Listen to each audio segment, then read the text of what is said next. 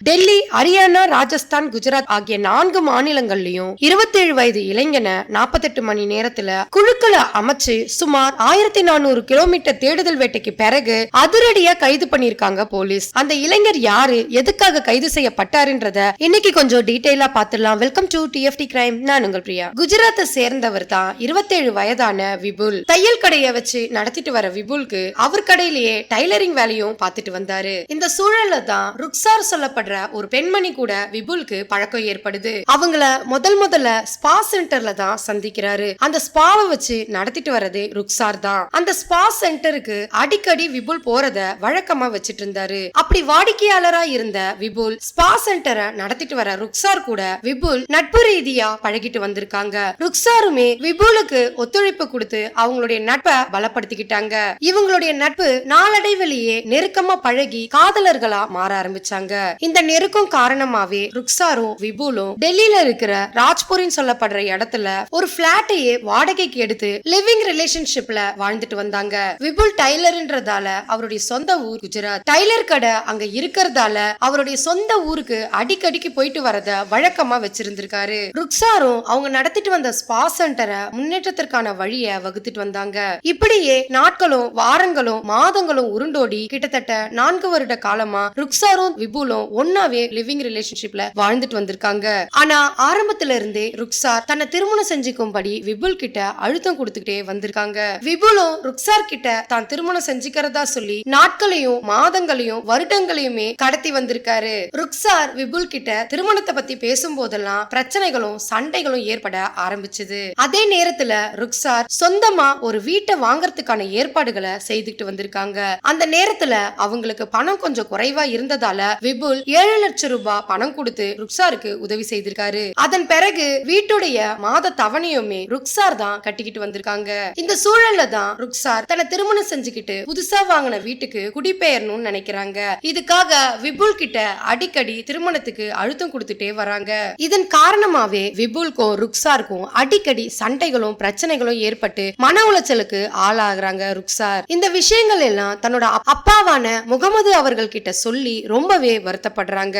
அவரும் அடிக்கடி தன்னோட மகளுக்கு ஆறுதலான வார்த்தைகளை சொல்லி அறிவுரைகளும் சொல்லிட்டு வந்தாரு. அதே நேரத்துல முகமதும் தன்னோட மகளுக்கு திருமணம் நடக்கணும்ன்ற எண்ணமும் எதிர்பார்ப்பும் இருந்து வந்ததா சொல்லப்படுது. இந்த சூழல்ல தான் தம்பதிகள் இருவருக்குள்ளயுமே சொந்தமா வீடு வாங்கின வீட்டு தவணையை கட்டுறதுல பிரச்சனைகள் ஏற்பட ஆரம்பிக்குது. ஏன்னா ருக்சார் விபுல் கிட்ட இருந்து 7 லட்சம் ரூபாய் வாங்கினது மட்டும் இல்லாம தவணையவும் கட்ட சொல்லி அழுத்தம் கொடுக்க ஆரம்பிச்சாங்க. அது ஒரு புறம் இருந்தாலும் மறுபுறம் ருக்சாருக்கு விபுல் அடிக்கடிக்கு அவங்கள தனிமையில விட்டுட்டு தன்னோட சொந்த ஊரான குஜராத்துக்கு போறத வழக்கமா வச்சிட்டு இருந்தது ருக்சாருக்கு பிடிக்காமலே இருந்திருக்கு. இதனாலேயே விபுல் ஊர்ல இருந்து வரும்போதெல்லாம் ருக்சார் அவர்கிட்ட சண்டைகளை போட்டுக்கிட்டு வந்திருக்காங்க. இந்த சூழல்ல தான் ஏப்ரல் 3, 2024 அன்னைக்கு மத்தியானம் 3 மணி போல ருக்சார் அவங்களுடைய அப்பாவுக்கு போன் பண்றாங்க. கால் எடுத்து அட்டென்ட் பண்ண அவங்களுடைய அப்பா கிட்ட குரல் நடுங்கியபடியும் வார்த்தைகள் சிதறியபடியும் பேச ஆரம்பிக்கிறாங்க. தனக்கும் விபுல்கும் வீட்டுல பிரச்சனை நடந்திருக்கிறதாவும் தனக்கு ஏதாவது ஒரு விபரீதம் நடந்தா அதுக்கு முழுக்க முழுக்க விபுல் தான் காரண கர்த்தான்னு சொல்லியிருக்காங்க. இத கேட்ட ருக்சாருடைய அப்பாவான முகமது அவங்க கிட்ட தான் எல்லாத்தையும் பாத்துக்கிறதாவும் தானே நேர்ல வந்து விபுல் கிட்ட பேசி திருமணத்தை நடத்தி வைக்கிறதா ஆறுதலா சொல்லியிருக்காரு. அதே வேளையில தான் பொண்ணுக்கு அறிவுரைகளையும் சொல்லிட்டு போனை கட் பண்ணிருக்காரு. அவருக்கு இந்த அழைப்பு ஏப்ரல் 4, 2024 அன்னைக்கு சாயங்காலம் 3 மணிக்கு மேலதான் ருக்சார் தன்னோட அப்பாவை தொடர்பு கொண்டாங்க. அதன் பிறகு முகமது அன்னைக்கு இரவே 8 மணி போல தன்னோட மகளுக்கு கால் செஞ்சு பாக்குறாரு. அந்த காலை ருக்சார் எடுக்காததால மறுபடியும் ட்ரை பண்ணிக்கிட்டே இருக்காரு. பல முறைக்கு மேல முகமது ருக்சாருக்கு கால் பண்ணியும் எடுக்காததால அவருக்கு சந்தேகம் ஏற்பட ஆரம்பிக்குது. மறுபடியும் ஒரு முறை ட்ரை பண்ணி பார்க்கலான்னு ருக்சாருக்கு அழைப்பு விடுக்கிறாரு. ஆனா அந்த அழைப்புல ருக்சாருடைய மொபைல் சுவிட்ச் ஆஃப்னு தெரிய வந்திருக்கு. இதனால சந்தேகம் அடைஞ்ச ருக்சாருடைய அப்பா உடனடியா போலீஸோட கண்ட்ரோல் ரூமுக்கு போன் பண்றாரு. தன்னோட மகளுக்கு பல முறைக்கு மேல கால் செய்துமே போன் எடுக்கலன்றதால தனக்கு விபுல் மேல சந்தேகம் இருக்கிறதா போலீஸ் கிட்ட சொல்றாரு. தகவலை வாங்கிக்கிட்ட போலீஸ் உடனடியா ருக்சாரோட வீட்டுக்கு போகிறதுக்கான ஏற்பாடுகளை செய்யறாங்க. மறுபுறம் ருக்சார் தங்கி இருக்கிற வீட்டுக்கே போய் பாக்குறாரு. அப்படி பார்க்கும்போது அந்த வீட்டுடைய கதவு பூட்டப்பட்ட நிலையில இருக்கிறத பாக்குறாரு. உடனே பக்கத்துல எங்கேயாவது சாவி இருக்கான்னு தேட ஆரம்பிக்கிறாரு. அப்படி தேடும் போதுதான் செருப்பு ஸ்டாண்ட் இருக்கிற பக்கத்து அலமாரியில ஒரு சின்ன மரப்பெட்டி இருக்கிறத கவனிக்கிறாரு. அதை திறந்து பார்க்கும்போதுதான் அதுல சில உதிரி சாவிகள் இருக்கிறத கவனிக்கிறாரு. அந்த சாவிகள்ல கதவு பூட்டப்பட்டு இருக்கிற சாவியை கண்டுபிடிச்சு வீட்டுடைய பூட்டை திறந்து உள்ள போய் பாக்குறாரு. அப்படி போகும்போது ஒவ்வொரு ரூம்லயுமே வீட்டு உபயோக பொருட்கள் சிதறி கிடக்கிறத பாக்குறாரு. தன்னோட மகளுடைய பேரை ருக்சார்னு கூப்பிட்டுக்கிட்டே தான் உள்ள போறாரு. ஆனா வீடு எந்த ஒரு சத்தமும் இல்லாம நிசப்தமா இருந்திருக்கு. அந்த நேரத்துல விபுலையுமே தேடுறாரு. வீட்டுக்குள்ள எங்கேயாவது விபுல் இருக்காரான்னு தேடி பாக்குறாரு. மறுபுறம் போலீஸ் அந்த வீட்டுக்குள்ள நுழையறாங்க. அப்படி நுழையும் போதே முகமது கிட்ட இருந்து ஒரு பெரிய அலறல் சத்தத்தை கேட்க முடியுது போலீஸால. அந்த சத்தத்தை கேட்டு முகமது இருக்கிற இடத்துக்கு ஓடி போய் பார்த்த போலீஸ்க்கு அதிர்ச்சி அளிக்கிற விதமா ஒரு மர அலமாரிக்குள்ள உட்கார்ந்த நிலையில ருக்சார சடலமா மீட்டெடுக்கிறாங்க போலீஸ். அப்படி மீட்டெடுத்த சடலத்தை பார்க்கும்போது அவங்க இறக்கிறதுக்கு முன்னதா பல போராட்டங்களை சந்திச்சுதான் இறந்திருக்கிறதா சொல்லப்படுது. அவங்களுடைய உடல் பகுதியில மேலோட்டமான காயங்களும் கழுத்து நெரிக்கப்பட்டதற்கான அடையாளங்களும் இருந்ததா போலீஸ் விசாரணையில சொல்லிருக்காங்க. சடலத்தை மீட்டு அட்டாப்சிக்கு அனுப்பிட்டு விபுல தேட ஆரம்பிக்கிறாங்க. விபுல பத்தின விசாரணையை நடத்தும் போதுதான் விபுல் ஏற்கனவே பல குற்ற செயல்கள்ல ஈடுபட்டவர்ன்றது தெரிய வருது. விபுல் மேல கிட்டத்தட்ட 10 வழக்குகள் மேல நிலுவையில இருக்கிறதும் போலீஸ்க்கு தெரிய வருது. இந்த சூழல்ல தான் சம்பவம் நடந்த வீட்ல இருந்த கண்காணிப்பு கேமராக்களை ஆய்வு நடத்தி வந்தாங்க. நடத்தப்பட்ட ஆய்வுல விபுல் ருக்சார கொலை செய்துட்டு அலமாரியில மறைச்சு வச்சுட்டு வீட்ல இருந்து தப்பிச்சு ஓடுற காட்சி பதிவாகி இருந்த ஃபுட்டேஜ பாக்குறாங்க. உடனே போலீஸ் குழுக்களை அமைச்சு டெல்லி, ஹரியானா, ராஜஸ்தான், குஜராத் போன்ற மாநிலங்கள்ல அவங்களுடைய தேடுதல் வேட்டைய நடத்துறாங்க. இந்த சூழல்ல தான் விபுல் மும்பை எக்ஸ்பிரஸ் டோல் பிளாசாவை கடக்கும் போது போலீஸால கண்காணிக்கப்படுறாரு. அந்த நேரத்துல போலீஸ் குழு ஒண்ணு அவரை பிடிக்கிறதுக்காக துரத்திக்கிட்டு போயிருக்காங்க.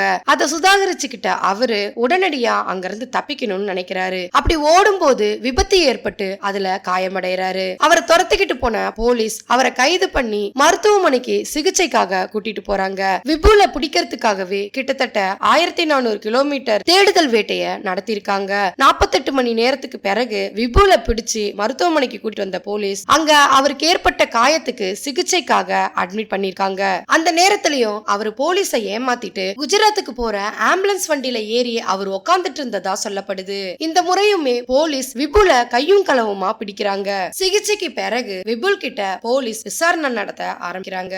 அவர்கிட்ட நடத்தப்பட்ட விசாரணையில ருக்சார நான் தான் கொலை செஞ்சுட்டு அலமாரியில அவங்களுடைய உடலை மறைச்சு வச்சதா உண்மையை ஒத்துக்கிறாரு. இதுக்கான காரணம் ருக்சார் அடிக்கடி தன்னை திருமணம் செஞ்சுக்கும்படி பிரச்சனைகள் செய்து வந்தது தனக்கு மிகுந்த மன உளைச்சல தந்ததா சொல்லியிருக்காரு. அதோட ருக்சாருக்கு தான் 7 லட்சம் ரூபாய் வீடு வாங்கறதுக்காக பணம் கொடுத்திருந்ததாவும் அந்த வீட்டுக்கு மாதத்தவணையும் தன்னையே கட்டும்படி அழுத்தம் கொடுத்ததாலேயே தனக்கும் ருக்சாருக்கும் அடிக்கடி பிரச்சனைகள் வந்ததா சொல்லியிருக்காரு. இதன் காரணமாவே ருக்சாரும் நானும் அடிக்கடி சண்டைகளும் பிரச்சனைகளும் போட்டு வந்ததா சொல்லியிருக்காரு. ஒரு கட்டத்துக்கு மேல தன்னால ருக்சார தன்னோட கட்டுப்பாட்டுல வைக்க முடியாத ஒரு சூழல் ஏற்பட்டதாவும் சொல்லியிருக்காரு. இதன் காரணமாவே ருக்சார கொலை செய்யணும்ன்ற திட்டத்தை தீட்டினதா சொல்லியிருக்காரு. ஏப்ரல் 4, 2024 அன்னைக்கு சாயங்காலம் போல தனக்கும் ருக்சாருக்கும் பிரச்சனை ஏற்பட்டதா சொல்லியிருக்காரு. அந்த பிரச்சனையில தனக்கும் ருக்சாருக்கும் வாக்குவாதம் ஏற்பட்டு தான் கழுத்தை நெரிச்சு ருக்சார கொலை செய்ய வேண்டிய சூழல் ஏற்பட்டதா சொல்லியிருக்காரு. அதன் பிறகு அவங்களுடைய உடலை எப்படி மறைக்கிறது தெரியாம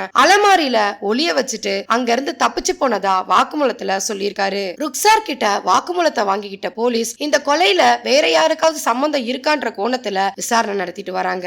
ஏற்கனவே விபுல் மேல 10 வழக்குகள் நிலுவையில இருக்கிறதா சொல்லப்படுது. அதுலயும் முக்கியமா 2020 விபுல் கிட்ட இருந்து போதை வஸ்துக்கள் பறிமுதல் செய்யப்பட்டதா சொல்லப்படுது. அவருடைய சொந்த ஊரான குஜராத்திலேயே அவர் பேர்ல 3 வழக்குகள் நிலுவையில இருக்கிறதா போலீஸோட விசாரணையில தெரிய வந்திருக்கு. அதோட ருக்சார கொலை செய்யும் போது விபுல் மது போதையில இருந்ததா போலீஸோட விசாரணையில சொல்லப்படுது. போலீஸ் இந்த வழக்குல தொடர்ந்து ஃபாரன்சிக் டிபார்ட்மெண்டோட அறிக்கையை எதிர்பார்த்துக்கிட்டு இருக்காங்க. அதோட விபுல் தான் குற்றவாளின்றதுக்கு ஆதாரங்களையும் சாட்சியங்களையும் சேகரிச்சுட்டு வராங்க. தற்போதைய நிலவரம் இந்த வழக்க பல கோணங்கள்ல பல நபர்கள் கிட்ட விசாரணை நடத்திட்டு வராங்க. முழுமையான விசாரணைக்கு பிறகுதான் மற்ற தகவல் வெளியாகும்னு சொல்லியிருக்காங்க. இந்த வழக்க பத்தின உங்களுடைய கருத்தை மறக்காம கமெண்ட்ல சொல்லுங்க. லைக் பண்ணுங்க, ஷேர் பண்ணுங்க. மறுபடியும் வேற ஒரு கேஸோட உங்களை சந்திக்கிறேன். தேங்க்யூ.